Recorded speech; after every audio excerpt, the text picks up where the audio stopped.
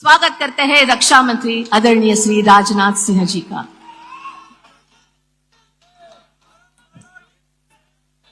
बोलिए भारत माता की। वीर शिरोमणि महाराणा प्रताप की। छत्रपति महाराज शिवाजी की। वीर संभाजी महाराज की। महाराष्ट्र राज्य के गतिशील व्यक्तित्व के धनी यानी dynamic chief minister Shri Devendra Fadnavis, Rajasthan के राज्यपाल श्रीमान हरिभाऊजी बागड़े और सूर्यवीर महाराणा प्रताप सिंह जी के वंशज मेवाड़ नरेश श्री लक्ष्य राज सिंह जी, श्री जय कुमार रावल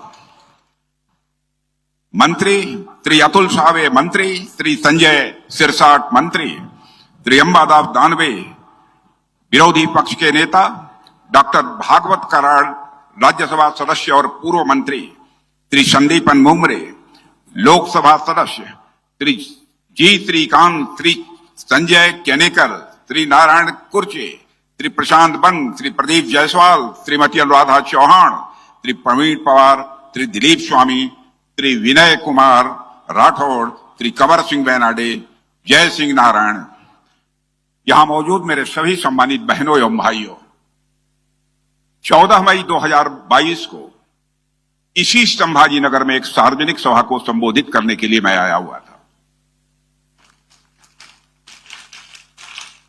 भागवत कराड़ जी ने, जय कुमार जी रावल ने उस सभा को संबोधित करने के लिए मुझे आमंत्रित किया था। जब मैं यहां आया था उसी समय इस बात की चर्चा हुई, वीर शिरोमणि महाराणा प्रताप का एक बहुत ही भव्य, दिव्य शौर्य और पराक्रम का संदेश देने वाला एक पुतला होना चाहिए बहनों भाइयों। और यह भी आश्वस्त किया था जिस दिन उस पुतले का निर्माण हो जाएगा उसका उद्घाटन करने के लिए मैं स्वयं आऊंगा। और आज इस अवसर पर आप सब लोगों के बीच यहां पर उपस्थित हैं। और इस भव्य पुतले के निर्माण के लिए यहां मैं सभी के प्रति आभार व्यक्त करना चाहता हूं। मेरे बहनों भाइयों, आज संभाजी नगर में जिस महान योद्धा और राष्ट्रभक्ति के अमर प्रतीक महाराणा प्रताप की प्रतिमा का अनावरण हुआ है, वे भारतीय इतिहास के एक ऐसे नायक हैं जिन्होंने अपनी मातृभूमि के मान, सम्मान और स्वाभिमान की रक्षा के लिए अपना सर्वस्व न्यौछावर कर दिया था। यहां लगाई गई यह प्रतिमा, मैं यह मानता हूं, सिर्फ पत्थर अथवा किसी मेटल से बनी हुई यह प्रतिमा भर नहीं है। यह हम सभी के लिए एक प्रेरणा का स्थल है, यह सोर्स ऑफ इंस्पिरेशन है और आने वाली पीढ़ियों के लिए साहस, धैर्य और देशभक्ति का यह स्मारक है। इस रूप में मैं इस पुतले को देखता हूं। बहनों भाइयों, महाराणा प्रताप ने अकबर जैसे शासक के सामने कभी उन्होंने घुटना नहीं टेका। कौन सा ऐसा कष्ट है जो महाराणा प्रताप ने अपने जीवन में नहीं झेला है। महल छोड़ा, सत्ता का सुख छोड़ा, जंगलों में शरण ली, यहां तक कि घास की रोटी को खाना उन्होंने मंजूर किया, लेकिन कभी भी स्वाधीनता और स्वाभिमान के साथ महाराणा प्रताप ने समझौता नहीं किया। उनका जीवन हमें यह सिखाता है कि मातृभूमि की रक्षा के लिए किया गया बलिदान किसी भी व्यक्ति के सुख सुविधा या सम्मान से कहीं बहुत अधिक बड़ा होता है और वह अपने में अनमोल होता है। बहनों भाइयों, महाराष्ट्र की यह धरती वीरता और बलिदान की धरती है। यही वह धरती है जिसने छत्रपति महाराज शिवाजी जैसे महानायक, राष्ट्र नायक को जन्म दिया। और आज हम जिन महाराणा प्रताप की प्रतिमा का अनावरण किए हैं, जिस पुतले का महाराणा प्रताप जी का अनावरण किया है, वह छत्रपति महाराज शिवाजी के भी प्रेरणा स्रोत रहे हैं। जब किसी राष्ट्र की स्वतंत्रता सा संस्कृत पर मेरे बहनों भाइयों कोई बुरी नजर से देखता है, कोई न कोई ऐसे ही महापुरुष इस संकट से लड़ने के लिए, इस संकट को दूर करने के लिए धरती पर अवतरित होते हैं। महाराणा प्रताप, छत्रपति शिवाजी और छत्रपति संभाजी महाराज जैसे वीरों का पूरा जीवन ही इस बात का सबूत है, इस बात का प्रमाण है। भारत की वीर गाथाओं के ऐसे सभी नायकों और मां भारती के आत्मसम्मान के सभी रक्षकों को मैं पुनः एक बार शीश झुकाकर आप सभी के सामने नमन करता हूं। साथियों, जब तक संसार में वीरों की पूजा होती रहेगी, तब तक महाराणा प्रताप का उज्जवल और अमर नाम लोगों को स्वतंत्रता और देशभक्ति का संदेश देता रहेगा, स्वतंत्रता और देशभक्ति का यह पाठ पढ़ाता रहेगा। अपने असाधारण बलिदान, वीरता और चरित्र की दृढ़ता के कारण महाराणा प्रताप भारतीय शौर्य परंपरा के, मैं मानता हूं कि प्रतीक भी हैं और साथ ही संरक्षक भी हैं। वे अपने लिए नहीं लड़े थे, वो चाहते तो अकबर का आधिपत्य स्वीकार कर लेते, सुख चैन की जिंदगी वह जी सकते थे, लेकिन अधीनता स्वीकार करना उन्हें मंजूर नहीं था और उन्होंने मुगलिया सल्तनत को चुनौती देने का काम किया था और विजय हासिल की थी। महाराणा प्रताप ने अपने जीवन में सिर्फ शौर्य और पराक्रम का ही प्रदर्शन नहीं किया मेरे बहनों भाइयों, बल्कि समाज को संगठित करने का काम भी महाराणा प्रताप जी ने किया। जैसे भगवान श्री राम ने युद्ध के लिए बांदरों की सेना का सहयोग लिया था, भगवान कृष्ण ने ग्वालों को संगठित किया था और एक महान साम्राज्य की स्थापना की, उसी तरह छत्रपति शिवाजी महाराज ने भी मावलों की शक्ति को पहचाना था। वीर शिरोमणि महाराणा प्रताप के साथ कंधे से कंधा मिलाकर संघर्ष करने वालों में जहां भामा शाह जैसे धनाढ्य लोग हुआ करते थे, वहीं आदिवासी गिरिवासियों ने भी कोई कसर नहीं छोड़ी, वह कंधे से कंधा मिलाकर महाराणा प्रताप के साथ खड़े रहे। साथियों, वीर योद्धा राणा पुंजा भील के अमर बलिदान की कहानी देश के, मैं मानता हूं कि हर व्यक्ति को यह जाननी चाहिए। वीर बालक दूधा भील की कहानी सभी को पढ़नी चाहिए। और वो बालक दूधा भील महाराणा प्रताप के लिए जंगल में खाना लेकर जा रहे थे तो उनके हाथ को काट दिया गया, लेकिन खून से लथपथ उस बालक ने तब तक मृत्यु से संघर्ष किया जब तक उसने खाना महाराणा प्रताप तक नहीं पहुंचा लिया, तब तक वह संघर्ष करता रहा। मेरे साथियों, जब महाराणा प्रताप को स्वतंत्रता के लिए संघर्ष करते समय जंगलों की खाक छाननी पड़ी तो उनका सबसे अधिक साथ यदि किसी ने दिया था तो आदिवासी भाइयों ने दिया था, आदिवासी समाज ने दिया था। उन्होंने महाराणा प्रताप के साथ या तो लड़ेंगे या तो मरेंगे, इस संकल्प के साथ उन्होंने संघर्ष किया था। उनका साथ देने वालों में आदिवासी परिवारों के वंशज आज राजस्थान, गुजरात, महाराष्ट्र और यहां तक कि कर्नाटक और अन्य भी राज्यों में पाए जाते हैं। मेरे बहनों भाइयों, महाराणा प्रताप की सेना में राजपूतों के अलावा आदिवासी समाज, कृषक समाज और यहां तक कि मुस्लिम समाज के लोग भी शामिल थे। कौन भूल सकता है हकीम खान सूर की बहादुरी को, जिन्होंने 1576 में हल्दी घाटी की लड़ाई में वीर गति को प्राप्त किया था। ऐतिहासिक पुरुषों के योगदान का मूल्यांकन करने का काम मैं मानता हूं कि यह इतिहासकारों का है, जो उन्होंने महाराणा प्रताप के मामले में जैसा करना चाहिए था, मैं समझता हूं कि वैसा नहीं हो पाया है। मगर इस बात से कोई इनकार नहीं कर सकता, इस देश के जनमानस में महाराणा प्रताप को अपना जननायक मान लिया है। बहनों भाइयों, कोई इतिहास के पन्नों पर लिखे या न लिखे। साथियों, अरावली की पहाड़ियों से लेकर असम की वादियों तक और कश्मीर से लेकर कन्याकुमारी तक महाराणा प्रताप की वीरता और उनकी बहादुरी, पराक्रम की गाथा महाराष्ट्र में पूरे राष्ट्र में सुनी जाती है, सुनाई जाती है और साथ ही दोहराई भी जाती है। 20वीं सदी के प्रारंभ में जब देश में स्वतंत्रता आंदोलन चल रहा था, तब कई बड़े कवियों और लेखकों ने महाराणा प्रताप जैसे वीर योद्धाओं की बहादुरी, शौर्य और देशभक्ति को अपने लेखन में प्रमुखता के साथ स्थान दिया था। उस दौर की जितने भी साहित्य हैं, जितनी भी साहित्यिक कृतियां हैं, महाराणा प्रताप और छत्रपति महाराज शिवाजी जैसे महापुरुषों का गौरवपूर्ण चित्रण किया गया, जिनके त्याग और संघर्ष ने इस देश की आत्मा को जगाने का काम किया है। मेरे बहनों भाइयों, दुर्भाग्यवश स्वतंत्रता के बाद इतिहास लेखन की दिशा में एक बड़ा मोड़ आया। वामपंथी और मार्क्सवादी विचारधारा से प्रेरित कुछ इतिहासकारों ने धीरे धीरे महाराणा प्रताप और छत्रपति महाराज जी शिवाजी जैसे महान राष्ट्र नायकों को मुख्य धारा के इतिहास से हाशिए पर डालने की भरपूर कोशिश की। उनके योगदान को या तो कम करके दिखाया गया या पूरी तरह से नकारने की कोशिश की गई।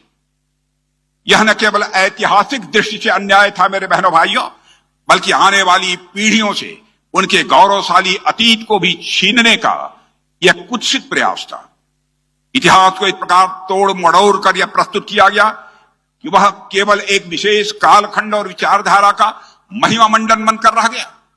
आज यह हमारी नैतिक जिम्मेदारी है बहनों भाइयों, आपसे अपील करने आया हूं। आज हम सबकी यह नैतिक जिम्मेदारी है कि हम अपने नौजवानों की पीढ़ी को सही इतिहास से परिचित कराएं, उन्हें यह बताएं कि महाराणा प्रताप और छत्रपति महाराज जी शिवाजी जैसे वीर पुरुष केवल इतिहास के पन्नों तक सीमित नहीं है, बल्कि वह हमारे प्रेरणा के एक जीवंत स्रोत हैं। उनके अद्भुत साहस, स्वाभिमान और राष्ट्र प्रेम से बेहतर उदाहरण युवा पीढ़ी के लिए आज के दिन में और कुछ दूसरा नहीं हो सकता। मेरे बहनों भाइयों, हमें यह भी सुनिश्चित करना होगा कि आने वाली पीढ़ियां उन महान आत्माओं के बलिदान को जाने और उनके परिचिन्हों पर चलकर अपने राष्ट्र के लिए कुछ करने की वह प्रेरणा ले। यही सच्चा इतिहास है और मैं मानता हूं यही हमारा कर्तव्य भी है। मेरे बहनों भाइयों, हमें कैसा इतिहास पढ़ाया गया? हमारे इतिहास की किताबों में औरंगजेब जैसे क्रूर और निर्दयी शासक को भी महिमा मंडित किया गया, उसे ग्लोरीफाई किया गया। इसी गलत इतिहास की वजह से कुछ लोग औरंगजेब को हीरो बनाने की आज कोशिश करते हैं। बिना सच्चाई जाने औरंगजेब के प्रति सहानुभूति पैदा करने का प्रयास किया जा रहा है। जो लोग औरंगजेब को नायक बनाने में लगे पड़े हैं, उनको कम से कम देश के प्रथम प्रधानमंत्री पंडित जवाहरलाल नेहरू की किताब वह पढ़ लेनी चाहिए थी, तो उनको सच्चाई का, हकीकत का पता चल जाता। पंडित जवाहरलाल नेहरू ने, मेरे बहने भाइयों, अंग्रेज औरंगजेब को एक कट्टर अधर्मांध शासक कहा है। उन्होंने लिखा है, उसने हिंदुओं पर जाजिया कर लगाया, राजपूत, सिख, मराठा, राष्ट्रकूट आदि सभी के दमन का प्रयास औरंगजेब ने किया। उसने हमारे कई हिंदू मंदिरों को नष्ट किया था। लोगों को डरा धमकाकर उनका धर्म परिवर्तन कराने की उन्होंने कोशिश की। ऐसे शासक हमारे हीरो नहीं बन सकते बहनों भाइयों, इस हकीकत को भी हमको समझना चाहिए। मेरे बहनों भाइयों, ऐसे लोग कभी भी दारा शिकोह की बात नहीं करते, जिसने उपनिषद जितने भी हमारे उपनिषद हैं उनका अनुवाद कराया। ऐसे दारा शिकोह की हत्या किसने कराई? औरंगजेब ने कराई थी। सत्ता के अलावा इस हत्या के पीछे एक वजह और थी। वह वजह थी दारा शिकोह योगियों और सन्यासियों का सम्मान करता था, वेदों को और साथ ही कुरान को समान मानता था, और वह मानता था कि इस्लाम और सनातन संस्कृति के मूल में एक ही सत्य है। और औरंगजेब यह सब कैसे बर्दाश्त कर पाता? उसने दारा शिकोह को विधर्मी करार कर दिया और औरंगजेब द्वारा दारा शिकोह की हत्या के पीछे सत्ता के अलावा मेरे बहनों भाइयों सनातन संस्कृति के प्रति एक घृणा का भाव था। जैसे ही तथाकथित सेकुलरवादी लोग दारा शिकोह की बात नहीं करते हैं, उसी प्रकार आदिल शाह सूफी की बात भी नहीं करते हैं। आदिल शाह सूफी के कई फरमान देवी सरस्वती की वंदना से शुरू होते हैं मेरे बहनों भाइयों। उन्होंने बीजापुर का नाम बदलकर विद्यापुर यानी शिक्षा का शहर कर दिया था। आदिल शाह सूफी ने बीजापुर का नाम बदला था। अगर हमने औरंगाबाद का नाम बदलकर संभाजी नगर कर दिया तो क्या पाप कर दिया है हम लोगों ने? औरंगजेब रोड का नाम बदलकर doctor APJ Abdul Kalam road रख दिया है तो हमने क्या अपराध किया? औरंगजेब की शान में, मेरे बहनों भाइयों, औरंगजेब की शान में कसीदे पढ़ने का काम कुछ लोग हैं जो करते हैं, या फिर पाकिस्तान की किताबें, वो भी औरंगजेब की कसीदे करती हैं। पाकिस्तान में बाबर, तैमूर, औरंगजेब, गोरी, गजनवी के कसीदे पढ़े जाएं तब तो यह बात समझ में आती है, क्योंकि उनकी पॉलिसी, उनकी नीति और उनकी पॉलिटिक्स दोनों एंटी इंडिया है। आप गौर करिए, उन्होंने, पाकिस्तान ने जो भी मिसाइलें बनाई हैं उनका नाम बाबर, गोरी, गजनवी जैसे हमलावरों पर रखे गए हैं। पाकिस्तान का इंडिया स्टैंड हम समझ सकते हैं, मगर इन लोगों की क्या मजबूरी है जो नहीं समझते हैं? क्या उन्हें यह लगता है कि बाबर, तैमूर, औरंगजेब, गोरी, गजनवी के समर्थन करने से उन्हें मुस्लिम समाज का समर्थन मिल जाएगा? मैं मानता हूं कि ऐसा करके वह देश के मुस्लिम समाज का भी अपमान कर रहे हैं। मेरे बहनों भाइयों, हम मजहब की राजनीति नहीं करते हैं। हमारे लिए सब भारतीय समान हैं, चाहे किसी भी जाति के हों, किसी भी पंथ के हों, किसी भी मजहब के हों।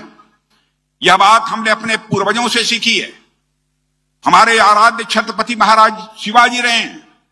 हमारे पूर्वजों ने कहा है, यत् पिंडे तत् ब्रह्मांडे, जो पिंड में है वही ब्रह्मांड में है, जो जड़ में है वही चेतन में है, जो छोटे में है वही बड़े में है, जो सूक्ष्म में है वही विवर्त में है, जो मेरे में है वही तेरे में है। यह हमारे पूर्वजों ने हमको संदेश दिया है।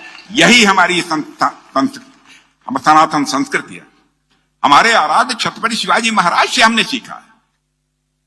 हमने वीर शिरोमणि महाराणा प्रताप जी से सीखा है, जिन्होंने अपने लोगों के साथ मजहब के आधार पर कभी भी भेदभाव नहीं किया है, जिन्होंने हमेशा राम राज्य के आदर्शों के अनुकूल जनहिताय सर्वजन सुखाय, सर्वजन हिताय सर्वजन सुखाय की नीति पर बराबर उन्होंने काम किया है।